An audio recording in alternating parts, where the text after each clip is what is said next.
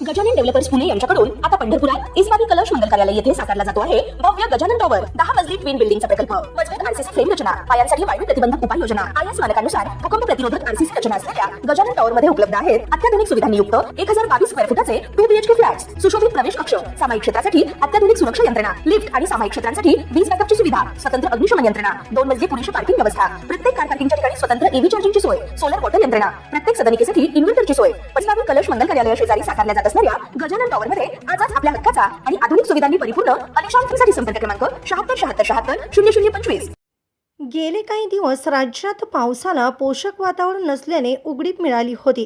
अशातच आता 23 ऑगस्टपासून राज्यातील तुरळक ठिकाणी पावसासाठी पोषक वातावरण निर्माण झाले आहे। 24 ऑगस्ट रोजी अनेक भागात पावसाची शक्यता वर्तवण्यात आली आहे। हवामान विभागाच्या अंदाजानुसार कोकण, मध्य महाराष्ट्र, मराठवाडा आणि विदर्भातील काही जिल्ह्यात हलका ते मध्यम पाऊस पडण्याची शक्यता आहे। 9 जिल्ह्यांसाठी पावसाचा येलो अलर्ट जारी करण्यात आला। कोकणातील पालघरमध्ये हलका पाऊस तर ठाणे आणि मुंबईत हलका ते मध्यम पाऊस पडण्याची शक्यता आहे। रायगडमध्ये हलका ते मध्यम तर रत्नागिरी आणि सिंधुदुर्गमध्ये मध्यम पावसाचा अंदाज आहे। या सर्व जिल्ह्यांमध्ये पावसाची शक्यता कमी असल्याचं सांगण्यात आलं आहे। उत्तर महाराष्ट्रातील धुळे, नंदुरबार, जळगाव आणि नाशिकमध्ये मेघगर्जनेसह हलक्या ते मध्यम सरींची शक्यता आहे। अहिल्यानगरमध्येही हलक्या ते मध्यम स्वरूपाच्या पावसाची शक्यता वर्तवण्यात आली आहे। कुठलाही अलर्ट जारी करण्यात आलेला नाही।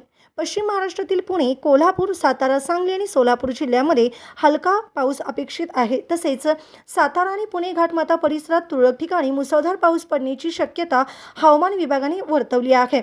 त्यामुळे येलो अलर्ट जारी करण्यात आला। मराठवाड्यातील छत्रपती संभाजीनगर, जालना, बीड, धाराशिव आणि लातूरमध्ये हलका ते मध्यम पाऊस होण्याची शक्यता आहे। परभणी, हिंगोली आणि नांदेडच्या काही भागात विजांच्या कडकडाटासह वादळी पाऊस आणि ताशी 30 ते 40 किलोमीटर वेगाने वारे वाहण्याची शक्यता आहे। त्यामुळे येलो अलर्ट जारी करण्यात आलाय।